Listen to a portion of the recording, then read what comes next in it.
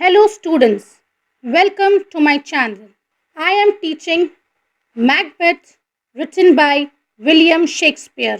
Students, please note, on my previous video I have explained Act 1, Scene 3, Part 1 and 2.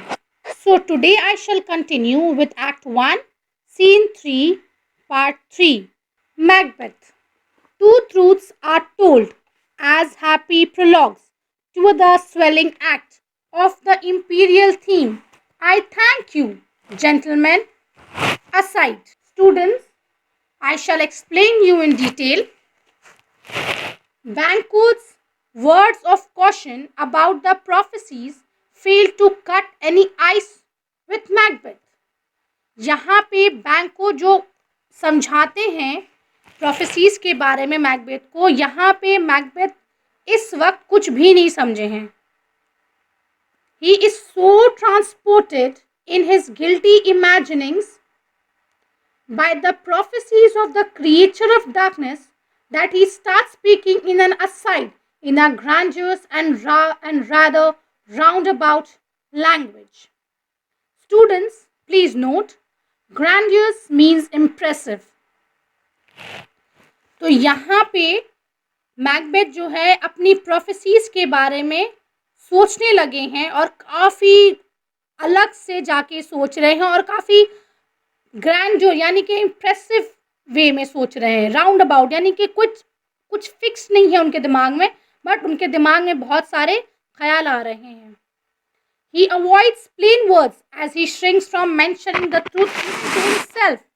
वो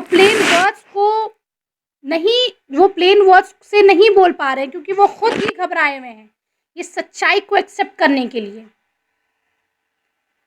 One of the prophecies uttered by the witches that he is to be the Thane of Cawdor has proved true. यानी कि एक जो prophecies थी जो witches की वो तो अब सच हो गई है. Now Macbeth regards the witches' word as the happy prologues or prefaces to a magnificent drama, a drama whose real theme or subject is imperial power for himself. Students, please note, prologue means introductory section. यहाँ पे एक जो prophecies जो थी witches की जो Macbeth के लिए कि मैकबेथ थेन ऑफ कॉर्डर बनेंगे वो तो सच हो गई है. अब मैकबेथ को ये लग रहा है कि ये सारी जो प्रोफेसीज है जो आगे आने वाले की जो प्रोफेसीज यानी कि जो किंग बनने की जो प्रोफेसी है वो उसको ऐसा लग रहा है जैसे हैप्पी प्रोलॉग यानी कि हैप्पी इंट्रोडक्शन है. जो रियल चीज़ है वो तो अभी होनी बाकी है. Critical comments. The first two prophecies are nothing but the happy prologues to this drama, whose main subject is imperial power, that is becoming the King of Scotland, the crowning consummation of his inordinate ambition. Students, please note, consummation means complete and inordinate means excessive. यानी कि जो पहली दो prophecies है वो तो Macbeth को एक हैप्पी प्रोलॉग एक हैप्पी इंट्रोडक्शन की तरह लग रही, पर जिसका मेन सब्जेक्ट है किंग ऑफ स्कॉटलैंड बनना, वो सपना जिसमें मैकबेथ अपने आप को अपनी एम्बिशन से पहले ही इमेजिन कर चुके हैं. It is significant that later on near the end he is to call life a story told by an idiot full of sound and fury but meaningless. ये हमेशा याद रखिए कि आगे में मैकबेथ ये ज़रूर कहेंगे और ये मैकबेथ का ये लाइन है कि life a story told by the idiot full of sound and fury but meaningless. यानी कि अभी जैसे कि उनको एक स्टोरी लग रहा है, एक ड्रामा लग रहा है, एक्चुअल में ही मैकबेथ की लाइफ एक ड्रामा हो जाएगी, एक स्टोरी हो जाएगी जिसका कोई मीनिंग नहीं रहेगा, कोई मतलब नहीं रहेगा. The seeds of evil are already sown in Macbeth's mind. और मैकबेथ के माइंड में ऑलरेडी जो बुराई की जो सीड है वो ऑलरेडी उसके दिमाग में बैठ चुकी है. बस विचेस ने प्रोफेसीज करके इसको और बढ़ा दिया है. This supernatural soliciting cannot be ill, cannot be good. If ill, why hath it given me earnest of success, commencing in a truth? I am Thane of Cawdor. If good, why do I yield to that suggestion, whose horrid image doth unfix my hair, and make my seated heart knock at my ribs against the use of nature? Students, I shall explain you. Macbeth feels that the prophecies of the witches cannot be wholly evil. One of their prediction has already been fulfilled in an unexpected manner. यानी कि Macbeth को ऐसा लग रहा है कि prophecies जो है विचेस की वो पूरी तरीके से ख़राब नहीं है. एक जो प्रिडिक्शन थी उनकी वो तो ऑलरेडी सच हो चुकी है. Just after his victory the king has made him the thane of Cawdor. और उसके विक्ट्री के बाद ही यानी कि उसकी जीत के बाद ही बैटल से ऑलरेडी किंग डनकन ने मैकबेथ को थेन ऑफ कॉर्डर का खिताब दे दिया है. And this remarkable fulfilment he considers to be a sort of guarantee that the most tempting and exalted predictions made by them will certainly be fulfilled. यानी कि Macbeth अब इस चीज़ को और ज़्यादा सोच रहे हैं कि ये जो प्रिडिक्शन जो सही हो गई है यानी कि ये गारंटी है कि आगे होने वाली भी जो प्रिडिक्शन है to be the king hereafter वो भी सही होने वाली है, वो भी ज़रूर फुलफिल होगी. ये प्रिडिक्शन जो सच हो गई है वो गारंटी दे दी है, इसीलिए मैकबेथ काफ़ी ज़्यादा और खुश हो रहे हैं. यहाँ आपको ये बहुत अच्छे से समझ में आएगा कि मैकबेथ ऑलरेडी कन्विंस्ड हो चुके हैं विचेस की प्रोफेसीज से, यानी उनके दिल में वो चीज़ अब धीरे धीरे करके जग रहा है. However, Macbeth is not convinced about the supernatural predictions being entirely beneficial for it that has given rise to ideas in his mind which are evil. पर मैकबेथ ये चीज़ और भी सोच रहे हैं कि ये सुपरनैचुरल प्रेडिक्शंस जो है जो विचेस ने उनको बताई है ये बेनिफिशियल यानी कि ये इतनी भी ज़्यादा इम्पॉर्टेंट है, इतनी भी ज़्यादा सही नहीं है, क्योंकि ये जो प्रोफेसीज है उनके दिमाग में ईविल यानी कि बुराइयों को पैदा कर रही हैं. कैसी बुराइयाँ अब आपको समझ में आएगा. Duncan is still alive and for Macbeth to become the king of Scotland Duncan must be remove from the land of the living by hook और बाय क्रुक. यानी कि डनकन तो अभी भी जिंदा है और मैकबेथ को अगर किंग बनना है तो मैकबेथ को डनकन को मारना होगा किसी भी हालत में, चाहे वहाँ से अपना किंग बनने के लिए अपने आप को राजा बनाने के लिए मैकबेथ को हराना होगा. किंग डनकन को कैसे हराना होगा यानी कि उसे मार के. अब आपको समझ में बहुत अच्छे से आ जा रहा है कि मैकबेथ का सोच किस तरफ जा रहा है, मैकबेथ क्या सोच रहे हैं और कैसे सोच रहे हैं, और ये कैसा गलत साबित होगा वो भी आपको आगे समझ में आ जाएगा. The thought that Duncan has to be removed, perhaps murdered, is not expressed in so many words, even to himself by Macbeth. ये जो थॉट है कि मैकबेथ जो है मर्डर करना चाहते हैं या कुछ और करना चाहते हैं ये अभी तक वर्ड्स में बयान नहीं किए हैं मैकबेथ ने. But his ideas are conveyed to us, पर उसकी जो आइडिया थी वो ऑलरेडी हम तक पहुंचा दी गई है.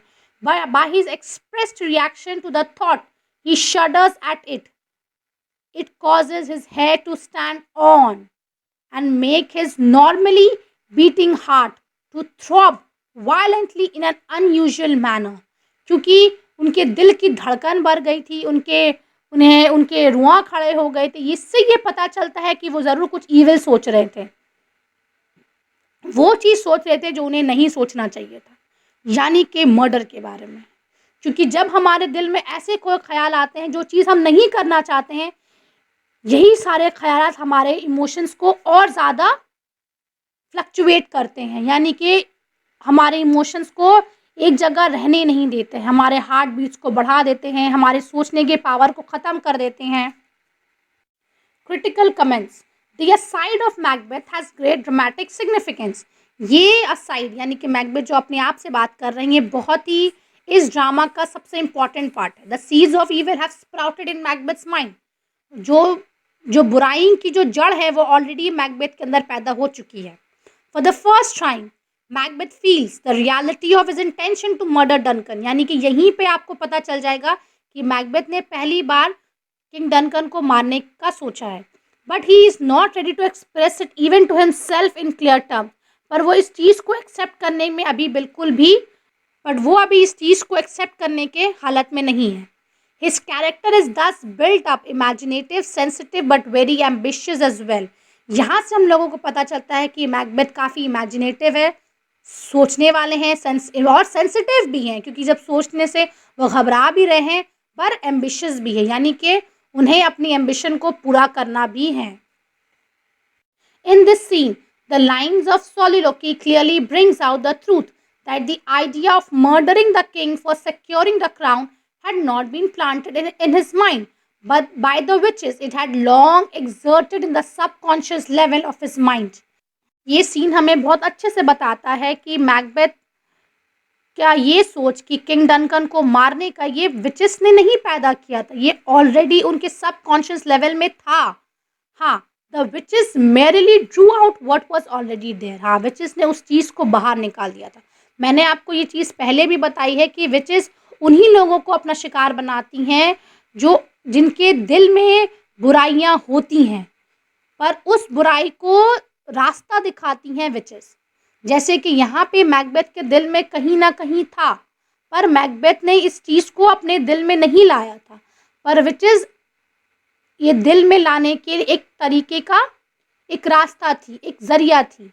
यानी कि आप ऐसा भी बोल सकते हैं कि विचेस एक तरह का मिरर हो गई है यहाँ पे, mirror image of Macbeth.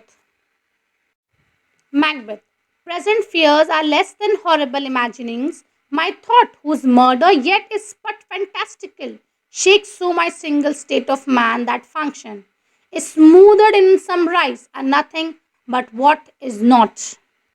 Students, I shall explain you. When Macbeth hears a part of the witch's prophecy coming true, he tries to analyze the nature of the incitement caused by the supernatural elements. When जब Macbeth को witches की prophecy सही नज़र आती हैं, सच नज़र आती हैं, तो वो इस चीज़ को एनालाइज करते हैं, सुपर नेचुरल एलिमेंट्स की पावर को. Slowly he convinces himself that it can not be good. फिर वो बाद में अपने आप को समझाते हैं कि ये सही नहीं हो सकता. He has vaguely conceived the idea of murder and the idea horrifies him to the extreme. उन्होंने गलत तरीके से तो अपने मन में मर्डर का प्लान तो बना लिया था, पर ये प्लान ही उनके दिल को हॉरिफाई यानी कि डरा दिए थे. The plan is just in its एम्ब्रॉय form and exist only in his imagination but he shudders at it. यानी कि अभी तो प्लान सिर्फ उनके ख्वाबों में, सिर्फ ख्याल में, सिर्फ उन्होंने सोचा है, बट ये सोच ही उनको हिला दी है. He feels that the object of terror present in reality are less frightening than those terrors that are imagined. जो टेरर जो रियलिटी में उन्होंने फेस किया है, जो बैटल, वो उससे भी ज़्यादा ख़तरनाक है ये सोचना कि वो कैसे डनकन को मारेंगे. The very contemplation of murdering Duncan and to capture the throne of Scotland paralyzes the whole system of his being. सिर्फ ये सोच कि कैसे वो किंग डनकन को मारेंगे और वो राजगद्दी में बैठेंगे, ये सोच ही उन्हें पूरे सिस्टम को उनका स्टॉप कर दिया है, पैरालाइज कर दिया है. So much that he has lost all his powers to think and act. उन्होंने अपनी सारी शक्ति खो दी है और वो एक्ट भी नहीं कर पा रहे हैं. ये आपको बाद में पता चलेगा कि बैंकों उन्हें कैसे बुलाते हैं और वो कुछ भी रिस्पॉन्ड नहीं करते हैं. इससे पता चलता है कि ये सोच ने उन्हें कितना डरा दिया है. In fact, in his agitated state of mind, what is imaginary seems to him to be real. जो वो इमेजिन कर रहे हैं वो उनके लिए भी रियल लग रहा है, मतलब वो इस सोच से इतना डर गए. And what is actual becomes imaginary. जो एक्चुअल में है, जो भी उनको थीन ऑफ कॉर्डर का खिताब मिला है, उन्हें इतनी प्रशंसा हुई है उनके, वो सब उनको इमेजिनरी यानी कि एक ख्वाब लग रहा है. He is in a confusing state of mind. वो अभी बहुत ही कन्फ्यूज स्टेट ऑफ माइंड से गुजर रहे हैं कि क्या करना है, कैसे करना है, उन्हें अभी कुछ भी समझ में नहीं आ रहा है. Critical comments. Obviously, Macbeth has so far been a noble soldier. The very idea of a heinous crime. Heinous, yani, students please note, heinous means devil crime. Pricks his conscience and he is a terror stricken. ये सोच उन्हें पूरा घबरा दिया है क्योंकि वो एक नोबल सोल्जर है और वो किंग डनकन के रिलेटिव भी हैं, तो ये सोच ही उन्हें बहुत घबरा दिया है. Coleridge comment on this passage is worth noting. Every word of his soliloquy shows the early birth date of his guilt. एक एक लाइन ये सोलिलोकी की ये सच बताता है कि कैसे उसके दिल में गिल्ट पैदा हो रहा है। He is all powerful without strength, वो पावरफुल भी है without strength. He wishes the end, वो एंड को तो विश कर रहे but is irresolute as to the means, पर वो जो मीन्स यानी कि जो जरिया है उस तक पहुंचने के लिए वो बहुत घबरा गए हैं। कंसाइंस डिस्टिंक्टली वॉर्न्स हिम, और उनकी जो सोच है, उनकी जो अंदर की जो आत्मा है वो उन्हें वॉर्न कर रही है, यानी लव्स इट इम्परफेक्टली, पर वो उसे समझ नहीं पाए। But already reality and unreality have become confused, यहाँ पे रियलिटी और अनरियलिटी का बहुत ही कन्फ्यूज स्टेट दिखाया गया। And he looks upon the unreal murder as to be a reality, और जो मर्डर है, जो क्योंकि वो घबराए कैसे, क्योंकि वो सोच रहे कि वो मर्डर करना चाहते हैं और वो सोच उन्हें घबरा दिया, यानी कि जो अनरियल है वो उसको वो रियलिटी में सोच रहे हैं। Being a tired soldier, Macbeth was not frightened by actual dangers present at a time. अभी तो वो एक हारे हुए सोल्जर है, उन्होंने 2 बैटल जीती हैं, पर ये सोच उनको ज्यादा घबरा दिया है। Banco, look how our partners wrapped. Students, please note, wrapped means spellbound. बैंको कहते हैं देखो हमारे पार्टनर, यानी रॉस और एंगस को कहते हैं कि देखो हमारे पार्टनर कैसे अपने ख्यालों में खो गए हैं, स्पेल बाउंड हो गए हैं। Aside, if chance will have me king, why chance may crown me without my stir? तो मैकबेथ अपने आप से कहते हैं अगर अगर फॉर्च्यून को अगर मुझे किंग बनाना है तो बिना मेरी किसी मेहनत से भी तो मैं किंग बन जाऊंगा, फिर मुझे इतना सोचने की क्या ज़रूरत है। Banquo, new honours come upon him like our strange garments, cleave not to their mount but with the aid of use, यानी कि बैंको को ये लग रहा है कि जो नए ऑनर्स है, जो थेन ऑफ कॉर्डो को जो मैकबेथ को भी मिला है, वो मैकबेथ के लिए ऐसे जैसे कि एक नया गारमेंट्स है उनके लिए। Cleave not to their mount, यानी कि वो अभी इसमें फिट नहीं आ रहे हैं, बट जैसे कि वो but with the aid of use, पर जैसे जैसे वो इस बट जैसे वो इस टाइटल को एक्सेप्ट कर लेंगे, वो इससे यूज टू भी हो जाएंगे। ऐसे जैसे कि हमारे नए कपड़े हमें फिट नहीं आते हैं, पर जैसे जैसे हम उन्हें पहनते लगते हैं, उन्हें यूज़ करते हैं, तो फिर हम उनके यूज टू हो जाते हैं, यानी कि उनकी आदत हो जाती है। वैसे भी मैकबेथ को भी ये नए टाइटल की आदत हो जाएगी। Aside Macbeth, come what come may, time and the hour runs through the roughest day. यहाँ पे मैकबेथ अभी भी आप देखिए अपने आप से ही बात कर रहे हैं और ये कह रहे हैं कि जो वक्त come what may come, time and the hour runs, जो आता है वो आता है और टाइम और आवर अपने आप ही रन करता रहता है। टाइम और वक्त किसी के लिए तो रुकता नहीं है। थ्रू द रफेस्ट डे, यानी कि ये जो बुरा वक्त है मेरा, या जो बुरे सोच है, वो भी दिन ढलने से अपने आप ही खत्म हो जाएगा। Banquo, worthy Macbeth, we stay upon your leisure, यानी कि यहाँ पे मैकबेथ बैंको कहते हैं कि मैकबेथ हम आपके लिए वेट कर रहे हैं, क्या आप अपने फ्री टाइम से बाहर सोचिएगा तो हमारे साथ प्लीज चलिए। Macbeth, give me a favour, my dull brain was wrought with things forgotten. Kind gentlemen, your brains are registered, where every day I turn the leaf to read them. Let us toward the king. Macbeth यहाँ कहते हैं pardon me, यानी मुझे माफ़ करो, मेरा जो brain है वो एक ऐसी सोच में डूब गया था जिसका कोई अंत नहीं था। काइंड जेंटलमैन, जो मुसीबत आपने मेरे लिए, जो तकलीफ़ आपने मेरे लिए उठाई है, वो मेरी मेमोरी में हमेशा ही रहेगी और मैं इसे कभी नहीं भूलूंगा। The are registered where every day I turn the leaf to read them, यानी कि यह मेरे मेमोरी में हमेशा के लिए फिट हो गई है। Let us towards the king, यानी कि अब चलिए किंग के साथ, किंग के पास। Macbeth to Banquo, think upon what had chanced and at more time the entering have weight it, let us speak our free hearts each to other, यानी कि मैकबेथ यहाँ बैंको को कहते हैं कि इसके बारे में सोचना जो अभी हमारे साथ हुआ है, बाद में लेटर व्हेन वी हैव, जब हमारे पास वक्त होगा तो हम इस मैटर में सोचेंगे।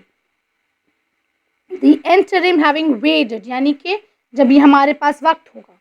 Let us speak our free hearts to each other, यानी कि हमें इस चीज़ के बारे में खुलकर बात करने का मौका भी मिलेगा और हमें इस चीज़ पर खुल के बात करना चाहिए पूरे कॉन्फिडेंस के साथ। बैंको, वेरी ग्लैडली, यानी बैंको यहाँ कहते हैं हाँ मैं पूरे दिल से आपसे इस पर बात करने के लिए मैं पूरा रेडी हूँ। मैकबेथ, टिल देन इनफ, कम फ्रेंड्स, एक्सुमेंट। यानी कि मैकबेथ कहते हैं ठीक है, तब तक हमारे पास और कुछ नहीं है बोलने के लिए, अब हम चलते हैं। एग्जिट, यानी कि यहाँ पे अब एग्जिट हो जाता है।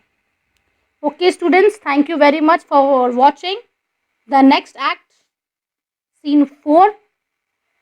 I shall discuss on my next video. Till then, please share, like and subscribe. Thanks for your support. Thank you.